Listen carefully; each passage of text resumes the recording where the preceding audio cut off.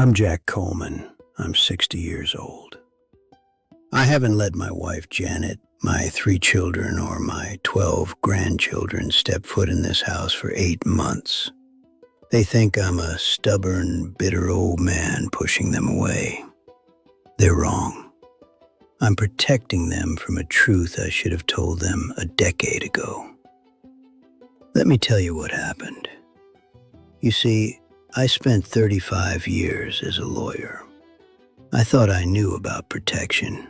I thought diligence and compassion meant carrying the load so others didn't have to. I was an idiot. My regret is believing that love meant shielding them from every hard truth. It cost me their trust. It cost me Sunday dinners and birthday parties and the sound of laughter in these halls. I have a meticulously researched family tree in that office and an empty living room. Love isn't just about providing safety. It's about sharing vulnerability. And I failed. Let me explain. It started on a Tuesday, just a normal Tuesday. I was in my home office, surrounded by my genealogy charts and my golf trophies. I was reviewing some old financial files. Janet was at her book club. The house was quiet. And I found it, a letter misfiled from years back. It wasn't a bill. It was a threat, explicit, ugly, handwritten, from a man I'd prosecuted early in my career for a violent assault. He was out. My lawyer's mind switched on, listing options, but my instincts as a husband and a father, they took over completely. I decided, right then, to handle it alone. I didn't go to the police. I tracked him down myself. We met in a parking garage. He didn't want money. He wanted me to feel fear, and he did. He described this house in Blue Ridge. He knew my usual tea time at the golf club. He named Janet's favorite cafe. He knew our routines. The ice that filled my veins wasn't fear for myself. It was for them, for Janet, for the kids, for my grandkids. And in that moment, I made my fatal choice. I would be the protector, the shield. I would carry this so they wouldn't have to feel this ice. So I built a fortress. I hired a private security consultant. I installed the new alarm system and told Janet it was because of a neighborhood crime wave. I started varying my routes to everything. I became a ghost in my own life, always watching, always scanning. I remember my granddaughter Sophie's ballet recital. She was so beautiful up there. And I wasn't watching her.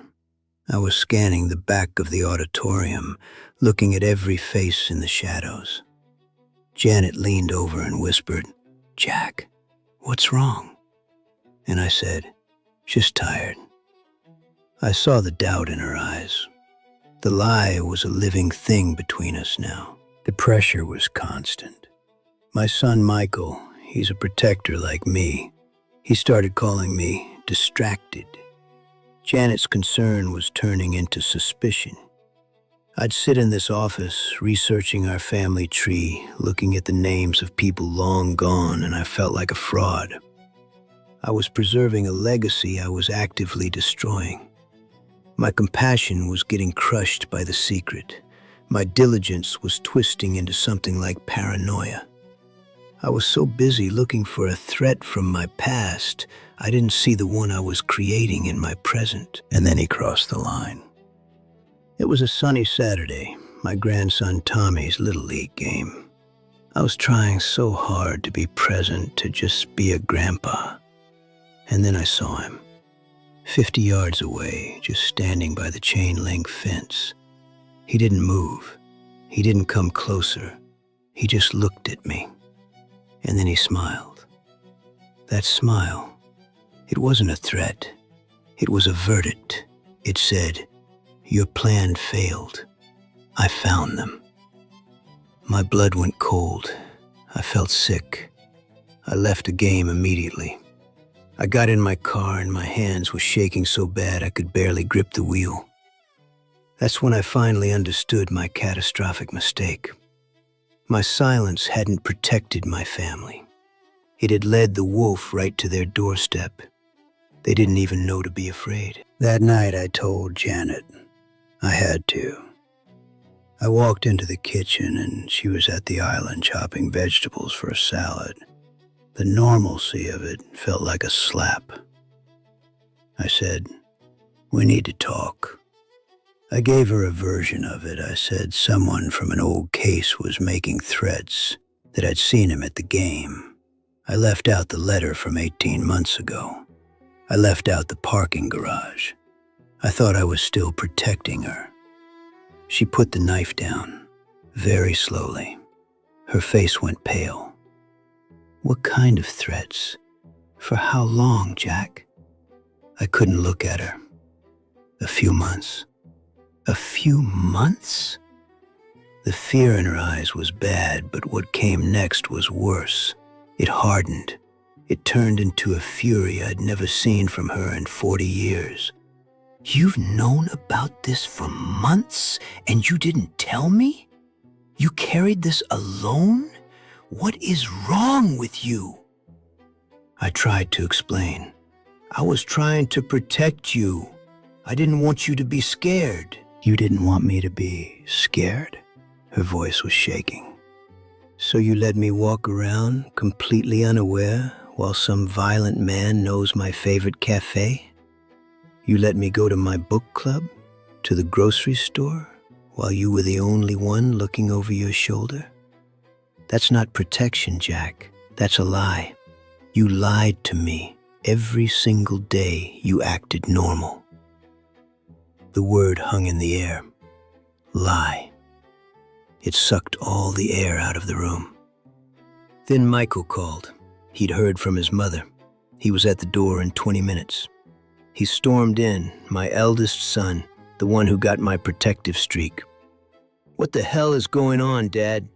Mom's saying some convict is threatening us?" So I had to tell him too. Right there in the kitchen with Janet standing stiffly by the sink, I gave him the same sanitized story.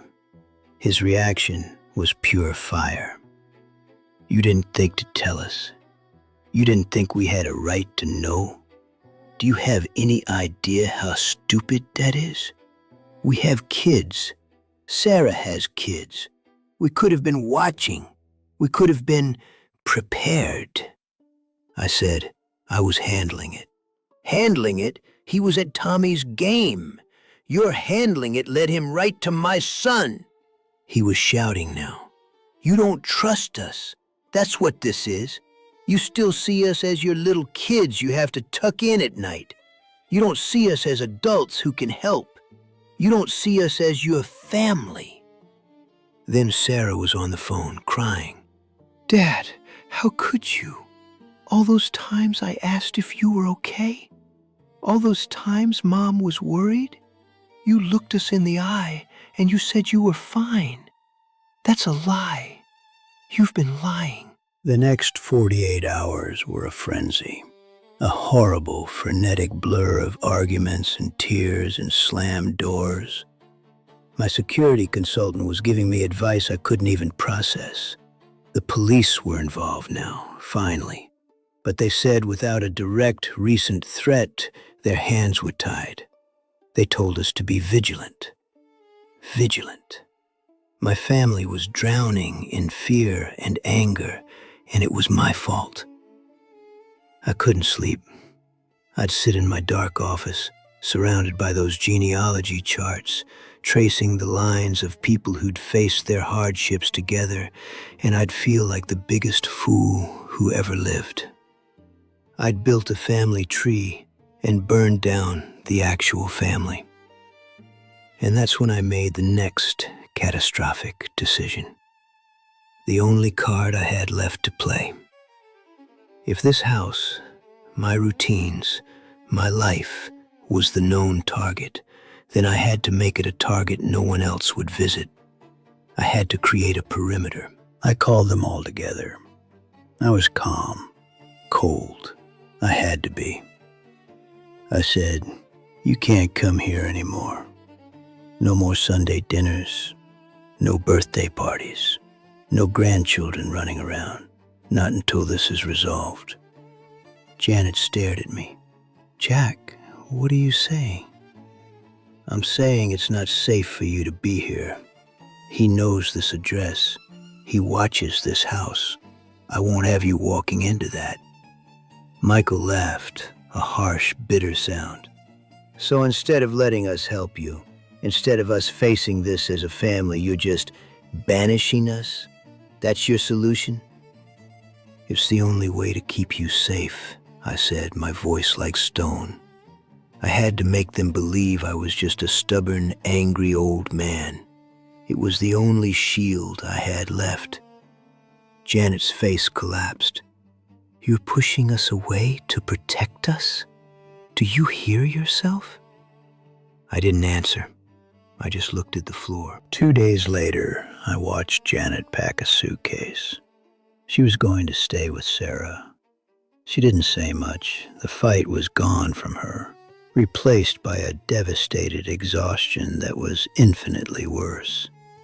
At the door, she turned. She didn't hug me. She just said, "You've built your fortress, Jack. I hope you enjoy the silence." Then she left. And the silence came.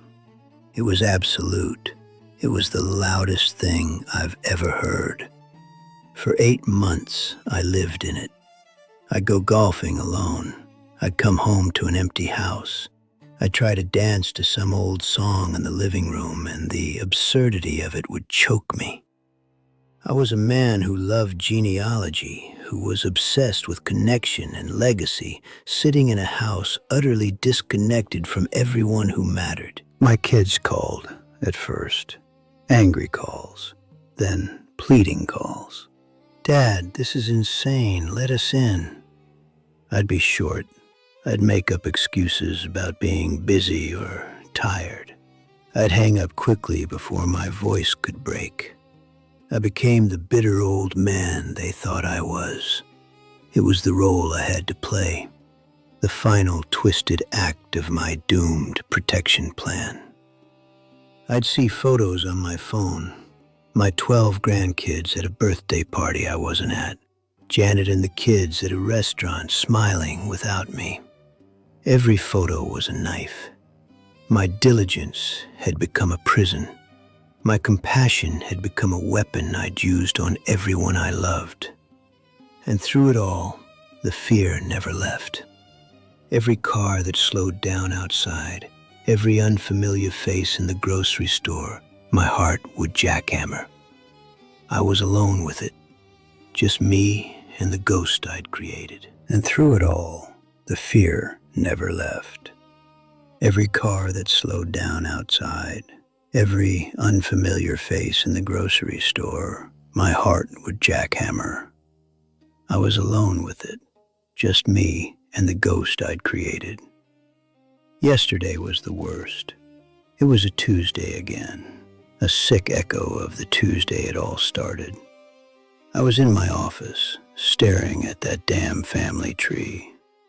I've been trying to trace a branch on my mother's side, but my eyes kept drifting to the bottom, to my name, Jack Coleman, and then to the lines branching off from me, Janet, Michael, Sarah, Ben, and then the 12 little leaves of my grandchildren.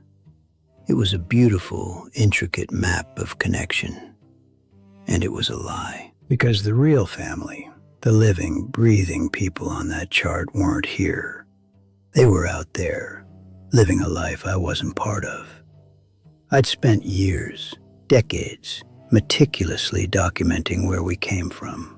I knew the names of my great-great-grandparents, their birth towns, their occupations. But I had banned my own grandchildren from my living room. I was a historian of a legacy I was extinguishing. The silence in the house was so heavy it felt like it was pressing on my chest. It wasn't peaceful. It was accusing. I could almost hear the echoes. Sophie's laugh from that recital I didn't watch. Tommy shouting, "Grandpa, did you see my hit?" from the baseball game I'd fled. Janet's voice asking me what was wrong for the 100th time. I got up. I couldn't sit there anymore. I walked into the living room where we used to dance. Janet and I, we loved to dance. Nothing fancy, just swaying to some old song in the kitchen after dinner. I hadn't danced in 8 months. What was the point? I stood in the center of the empty room and I felt like the last man on earth. And that's when I realized what I'd truly done. It wasn't just about the threat. That was real, yes. That man was out there. But my solution, my protection, it had been a slow-motion suicide of everything that mattered. I had traded my family for the idea of keeping them safe. But you can't keep people safe from life. You can only face it with them. I thought about my own father. He was a quiet man, a mechanic. He never talked about his worries. He just carried them. I remember once when I was about 10, his shop almost went under. He didn't tell us for months. He just worked later, got quieter, more tired. My mother finally dragged it out of him. And you know what? I remember feeling proud. Proud that he trusted us enough to tell us the hard thing. We ate more beans. I didn't get new baseball cleats that year, but we were a team. I never felt unsafe.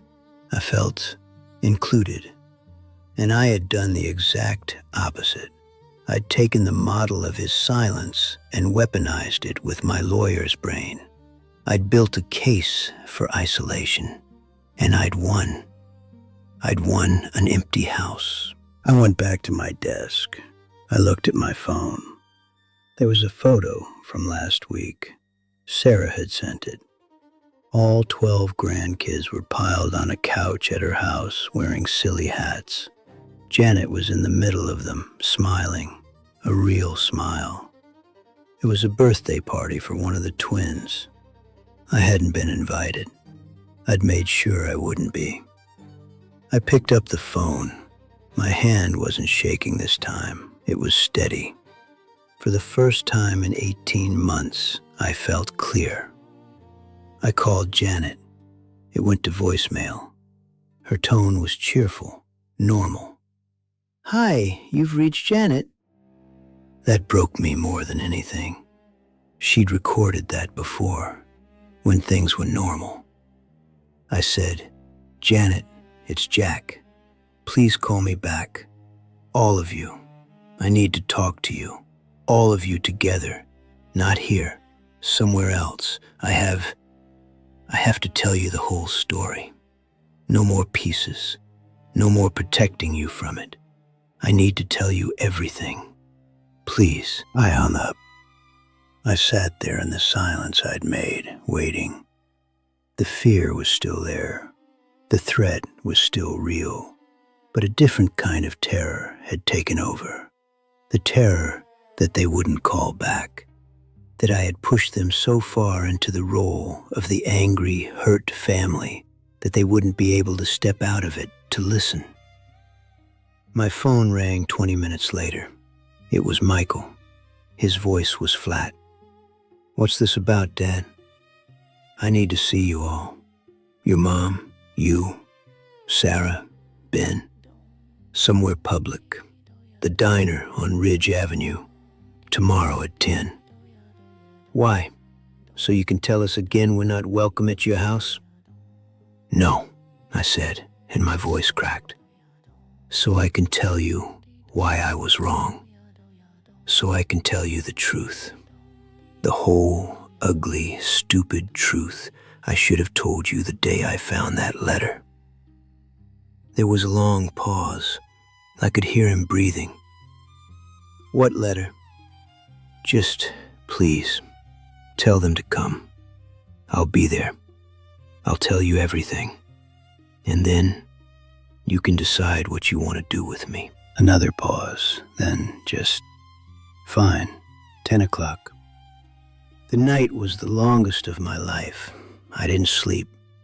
I gathered everything, the misfiled threat letter, the case file from the original prosecution, notes from my security consultant, a timeline I'd made like it was one of my genealogy charts, tracing every lie, every omission.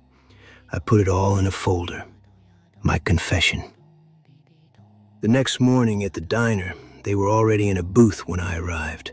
Janet, Michael, Sarah, Ben. They looked like a united front, and they looked tired, worn down by me. I slid into the empty side of the booth, facing them. I put the folder on the table. Janet spoke first. Her eyes were guarded. Well? So I began, and this time, I didn't sanitize it.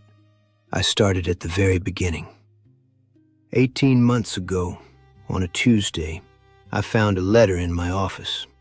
It was a threat from Arthur Moss, the man I put away for 25 years for nearly beating a man to death.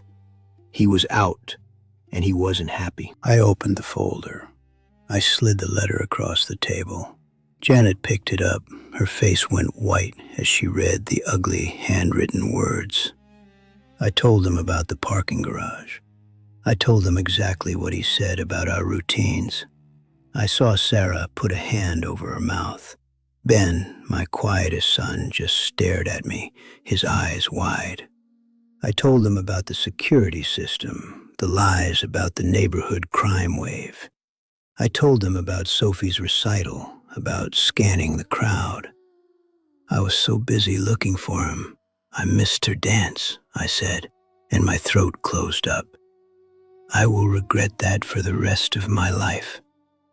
I told them about the weight, the isolation, the way I'd look at our family tree and feel like a hypocrite. And then I got to the Little League game. He wasn't threatening me that day, I said, my voice low. He was showing me. He was proving that my plan, my brilliant, solitary plan, was a complete failure. My silence didn't protect you. It made you blind, and I led him right to you. I finally looked at Michael. You were right. I didn't trust you. And that wasn't protection. That was arrogance. I thought my job was to be the strong one, the unbreakable one.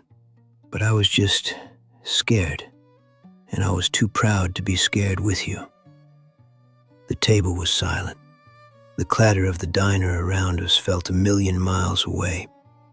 They were all looking at the artifacts of my secret life spread on the Formica table. Janet finally spoke. Her voice was quiet, but it cut through everything. All this time, you were carrying this? Alone? I just nodded. I couldn't speak. You idiot, she whispered, but it wasn't angry. It was heartbroken. You poor, stupid idiot. And that's when I broke. Right there in the diner booth. I put my face in my hands and I cried. I cried for the fear, for the loneliness, for the missed dances and baseball games, for the 8 months of silence, for the 12 grandchildren who probably thought their grandpa didn't love them anymore. I cried because I was finally not alone with it. I didn't know if they would forgive me. I didn't know if we could fix it. The threat was still real. Arthur Moss was still out there, but the lie was gone. The terrible, crushing weight of the secret was finally, blessedly shared. And in the middle of that awful public breakdown, I felt a hand on my shoulder. It was Michael. He didn't say anything. He just left it there. And that simple touch, after 8 months of nothing, it was the first brick of a new foundation. Not one built on secrecy, but on the brutal, messy, shared truth. That simple touch after 8 months of nothing. It was the first brick of a new foundation. Not one built on secrecy, but on the brutal, messy, shared truth. We sat in that diner for 2 more hours. We talked, really talked. For the first time in 18 months, I listened. I heard their fear, their anger, their hurt. Not as an attack to be defended against, but as the consequence of my choices. And I answered every question. No more shields. Here's what I understand now, at 60 years old, sitting in a house that's still too quiet, but doesn't have to be forever. I was a lawyer for 35 years. I built my life on 2 pillars, diligence and compassion. I thought they were my greatest strengths, but in the dark, alone, they twisted. My diligence became secrecy, a meticulous, solitary campaign to manage a threat.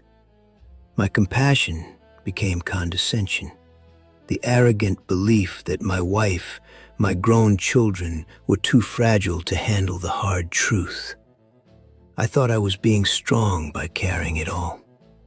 I was just being proud. And I was wrong. Honesty isn't the opposite of protection. It's the foundation of it.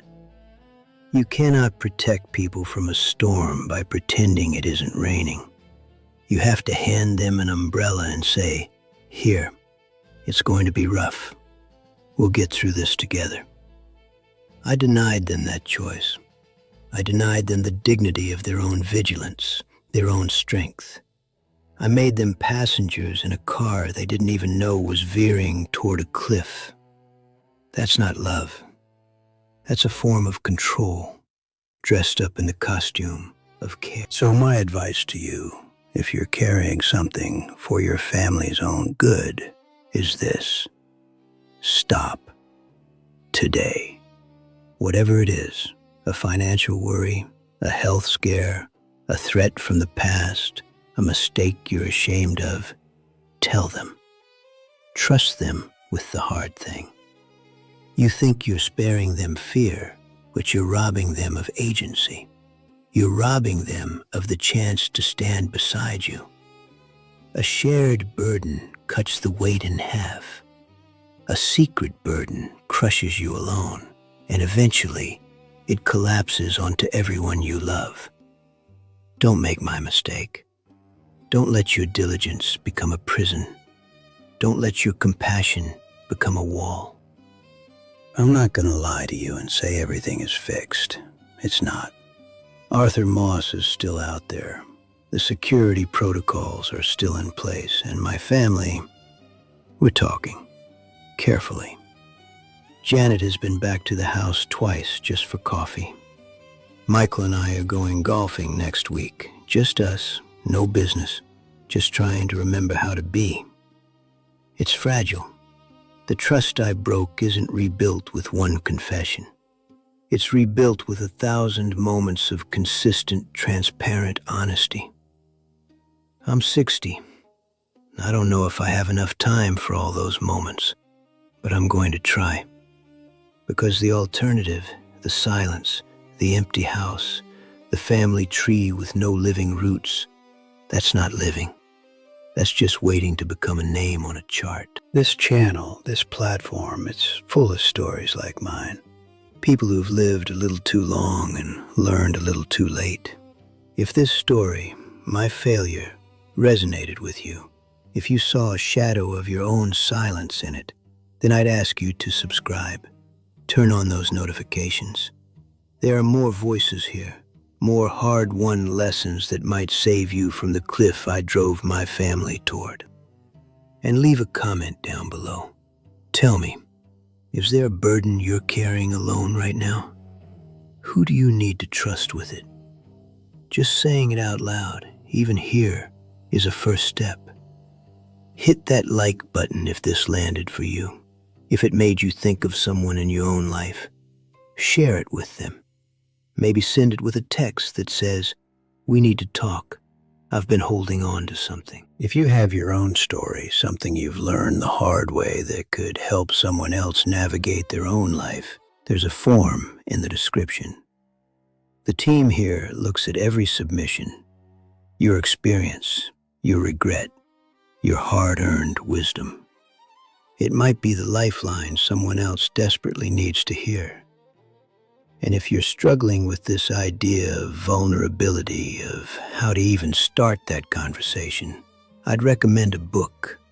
It's called Daring Greatly by Brené Brown.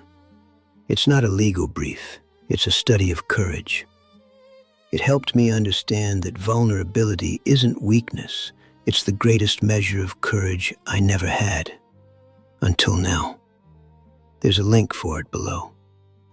Don't be the keeper of a beautiful, empty house. Don't be the curator of a family tree you've severed yourself from.